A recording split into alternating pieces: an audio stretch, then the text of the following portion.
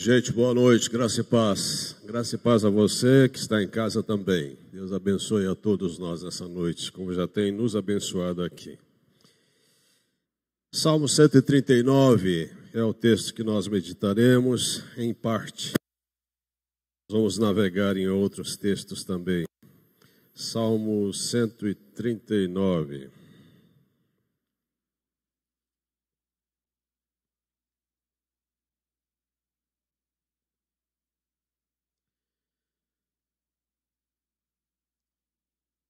Senhor, tu me sondas e me conheces.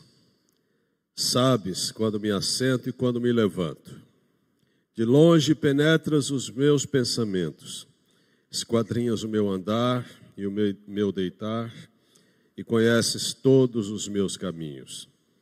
Ainda a palavra me não chegou à língua, e tu, Senhor, já a conheces toda. Tu me cercas por trás e por diante, e sobre mim pões a mão. Tal conhecimento é maravilhoso demais para mim, é sobremodo elevado, não o posso atingir. Para onde me ausentarei do teu espírito? Para onde fugirei da tua face? Se subo aos céus, lá estás. Se faço a minha cama no mais profundo abismo, lá estás também. Se tomo as asas da alvorada e me detenho nos confins dos mares, ainda lá me haverá de guiar a tua mão e a tua destra me susterá. Para onde me ausentarei do teu espírito? Para onde fugirei da tua face? Há 42 anos atrás eu lia esse texto pela primeira vez. Faz um longo tempo. Sozinho, às margens de um rio, Rio Corumbá, lá em Goiás. No acampamento El Rancho, ao acampamento da Igreja Presbiteriana de Anápolis, em Goiás. Tempos difíceis. Era um jovem, meio hippie, revoltado com a vida, revoltado com o sistema, revoltado com Deus. Na verdade, eu estava naquele acampamento para fugir de casa, para não ficar em casa. Estava naquele acampamento com outras intenções, mas não buscar a Deus. Mas foi naquele acampamento que Deus me encontrou. E naquela manhã, no dia 17 de julho de 1980, já doido para ir embora, já não suportando mais aquela conversa de crente na minha cabeça. Vira e mexe, alguém chegava para mim e dizia: Fausto, Deus tem um plano para você. E eu pensava comigo, se Deus tem um plano para mim, deve ser muito ruim, porque só acontece coisa ruim comigo. Vez por outra, alguns chegavam para mim e diziam: Fausto, Deus ama você. E eu dizia: que ama nada. Se Deus me ama, então por que tanta coisa ruim acontece comigo? Mas naquela manhã, eu desci para a beirada do rio com uma Bíblia na mão. A Bíblia que a minha irmã havia posto na minha mochila. E lá, pensando na vida, eu olhei para a Bíblia e me deu vontade de lê-la. Eu e abri no meio. E quando você abre a Bíblia no meio, bate no livro de Salmos. E bateu em cima do livro de Salmos. Salmo 139. E eu comecei a ler. E quanto mais eu lia, mais fazia sentido comigo. E essas palavras começaram a entrar dentro de mim. E de repente eu me deparei com esses dois versículos. Para onde me ausentarei do teu espírito? Para onde fugirei da tua face? E ainda que eu arme a minha cama no mais profundo abismo, lá estás também. Eu me sentia num profundo abismo. Eu me sentia vazio. Eu me sentia sozinho. Eu me sentia sem forças para sair daquele abismo. E eu comecei a pensar em Deus, pensar no que eu havia lido. E eu ousei fazer a segunda oração da minha vida. A primeira oração da minha vida foi 6 meses antes, quando eu tentei suicídio. Mas naquela manhã, eu disse para Deus: Deus, se o Senhor me ama como esse povo está dizendo, se o Senhor tem um plano para mim como esse povo está dizendo, se o Senhor existe como esse povo está dizendo, entra na minha vida agora e comece a fazer um milagre nela. Porque se eu voltar para Nápoles do jeito que eu estou, eu não vou precisar da sua ajuda para fazer uma besteira. E eu falei isso com lágrimas nos olhos, ali sozinho.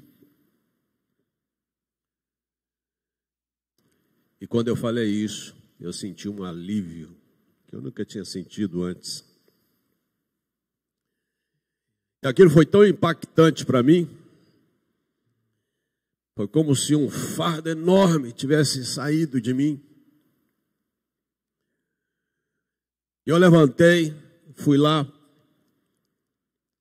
Os crentes estavam lá já no refeitório, tomando seu café. E eu cheguei e fui na direção daqueles que haviam me dito que Deus me amava, que Deus tinha um plano para mim. E eu contei o que havia acontecido e eles me abraçaram e fizeram festa. E ali começou. 42 anos. Um homem em fuga, mas encontrado por Deus. Há um tipo de homem que vive fugindo, gente. Provérbios 28:1 diz: fogem os perversos sem que ninguém os persiga. Nem sempre esses homens fogem porque são perseguidos. Nem sempre. Provérbios diz que os perversos fogem sem que ninguém os persiga. O perverso sempre se sente ameaçado. Às vezes, fugindo de opositores, às vezes fugindo de si mesmo, às vezes fugindo dos seus fantasmas, não tem paz.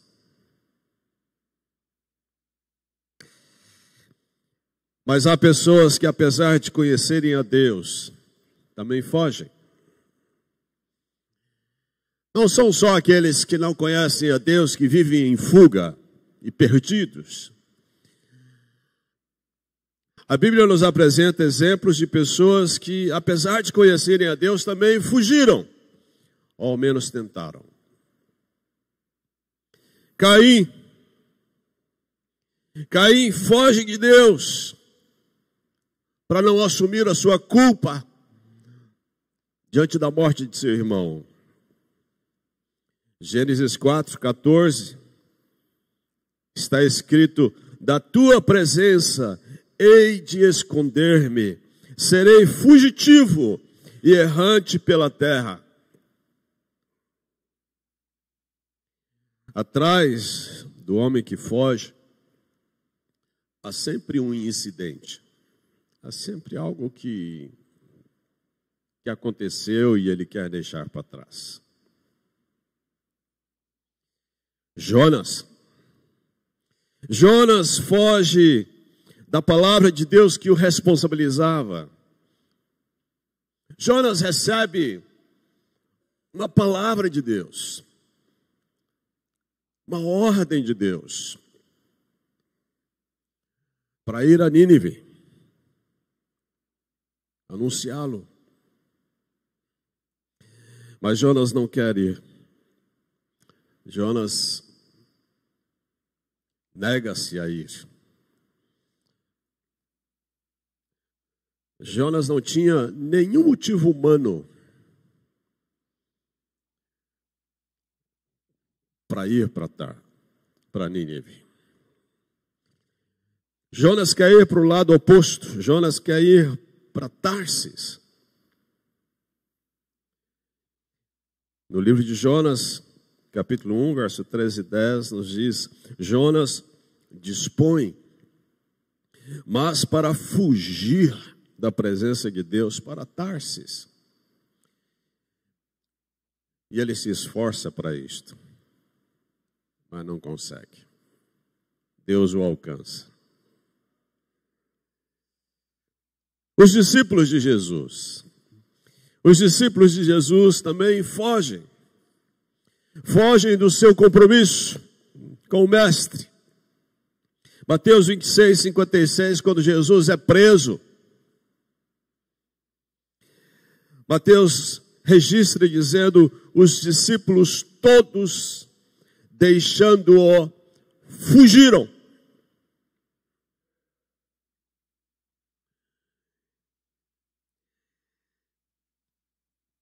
Há muitos crentes em fuga.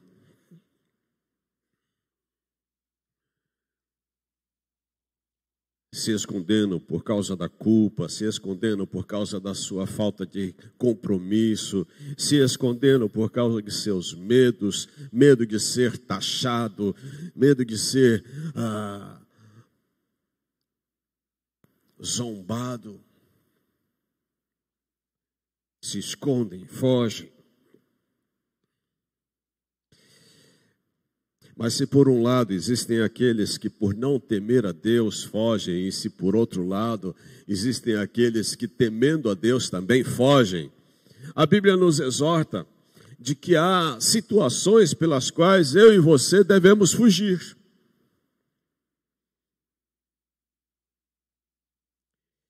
Nem sempre fugir é ruim. Às vezes é prudente e necessário.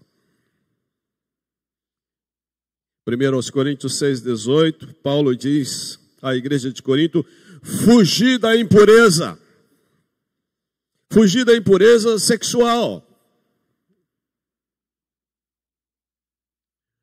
As tentações sexuais não têm melhor recurso do que a fuga. E todos nós somos tentados na área sexual, de uma forma ou de outra. E às vezes você precisa fugir.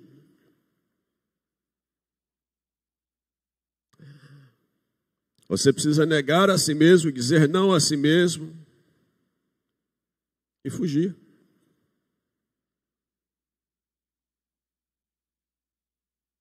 Às vezes você pode até, por conta da sua maturidade espiritual, tentar lidar com a situação e orientar aquele que o tenta,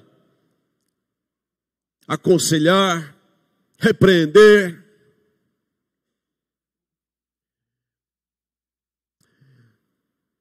Mas o mais sensato às vezes e prudente é fugir.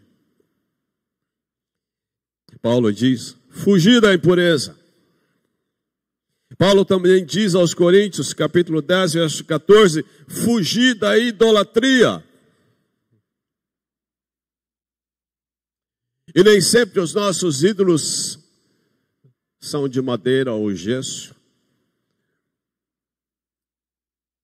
Ídolo é tudo aquilo que ocupa o lugar de Deus no nosso coração. E às vezes o nosso ídolo é o nosso marido, nossa esposa, o nosso namorado, nossos filhos, nosso trabalho, nosso carro, nosso dinheiro, nosso status, ou nós mesmos. Às vezes o nosso ego é o nosso ídolo. Quando se é narcisista, Paulo diz, fugir da idolatria.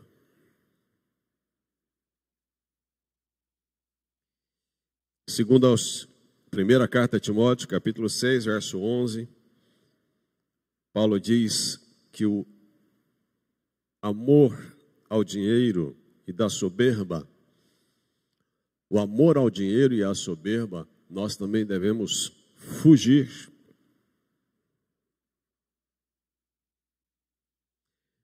Segundo Timóteo 2, 22, nos diz, foge das paixões da mocidade, segue a justiça, a fé, o amor e a paz com os que de coração puro invocam o Senhor.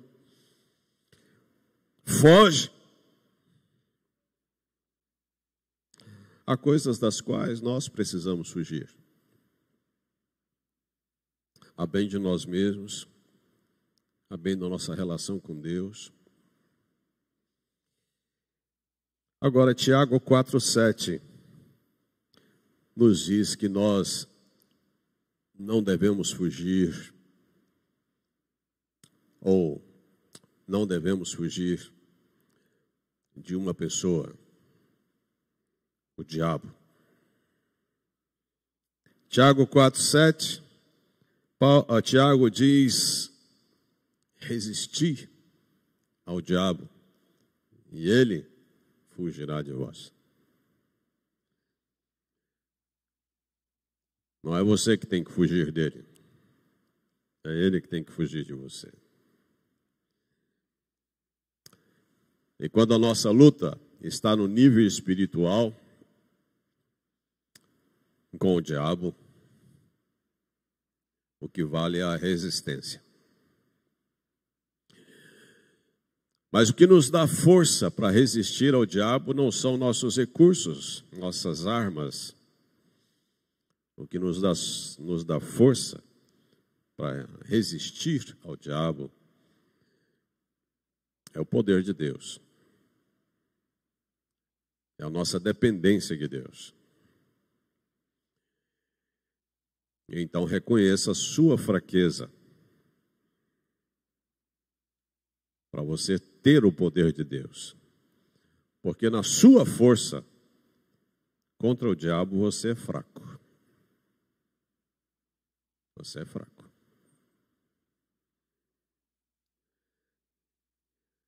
Para resistir ao diabo é necessário você buscar armas espirituais. Isso envolve sua comunhão com Deus. Isso envolve a cobertura da comunhão com os irmãos. Isso envolve oração, isso envolve palavra de Deus na nossa vida.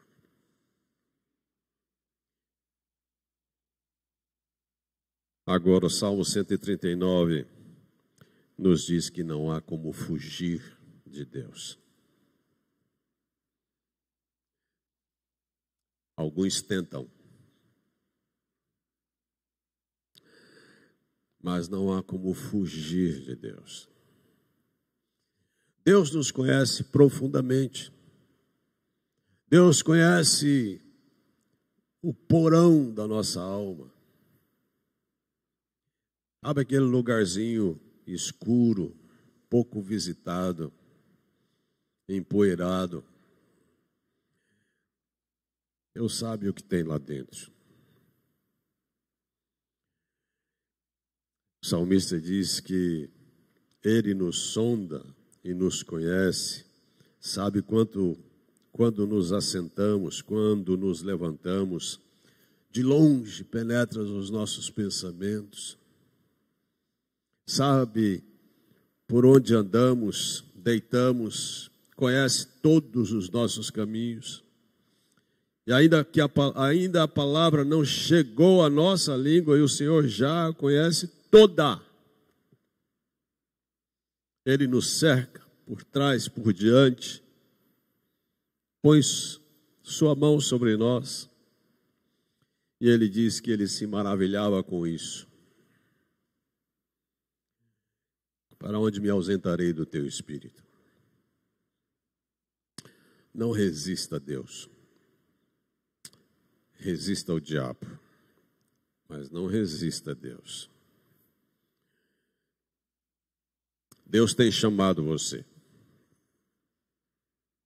Deus tem chamado você para um tempo maior em oração. Deus tem chamado você a atenção para que você atente mais à sua palavra. Deus tem chamado a atenção de você acerca do que tem ocorrido ao seu redor.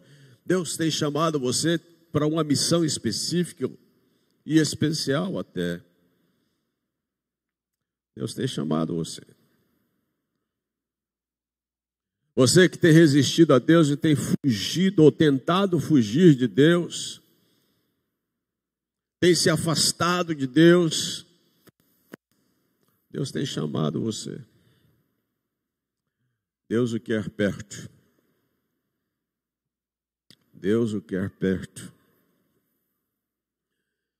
Deus o quer servindo. E se você já errou, e é por isso que você está longe, Deus quer você. Deus quer você. Jesus não desistiu de Pedro porque Pedro errou. E o pai do filho pródigo não fechou a porta,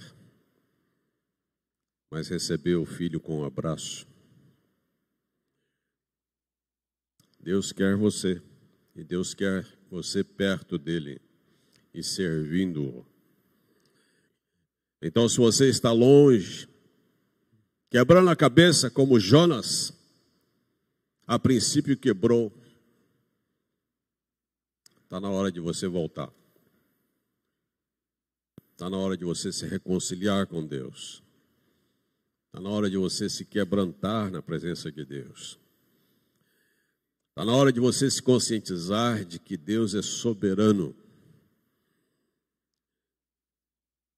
E não tem jeito de você resisti-lo. Que Deus seja louvado. Que Deus seja louvado. Eu sou muito grato. 42 anos. Já quebrei tanta cabeça.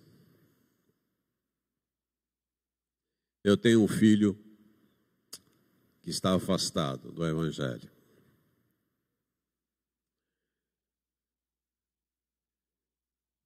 Tempos atrás eu estava chorando, orando e chorando diante de Deus por ele. E lá pelas tantas, no meu tempo ali de oração, uma frasezinha ecoou aqui na minha cabeça.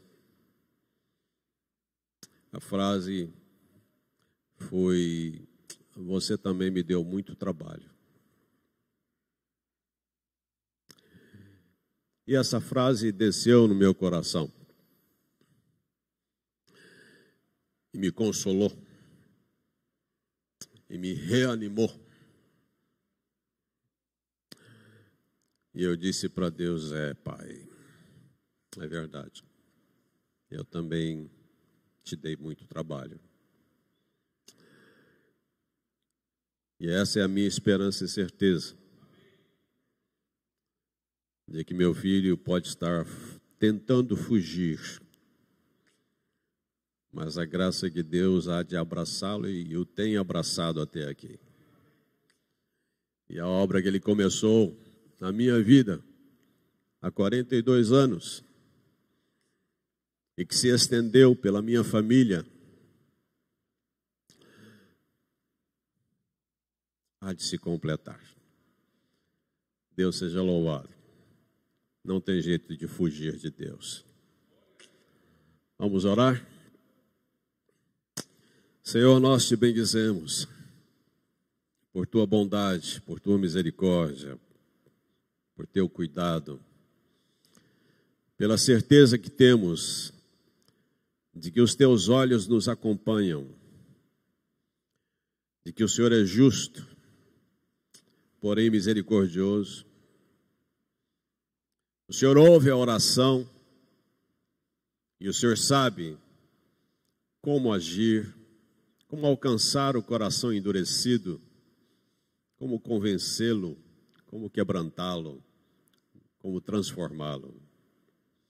Obrigado pela obra que o Senhor fez e tem feito na minha vida. Obrigado pela tua graça e misericórdia, Senhor. Ó Deus, abençoa a vida da igreja. Trata com aqueles que estão resistindo ao teu espírito, fugindo de algo. Traz conserto, Senhor, à mente, ao coração. Encontre-os aonde eles estão e liberta-os, cura-os, transforma-os. Abençoe aqueles que estão rebeldes, afastados, ressequidos.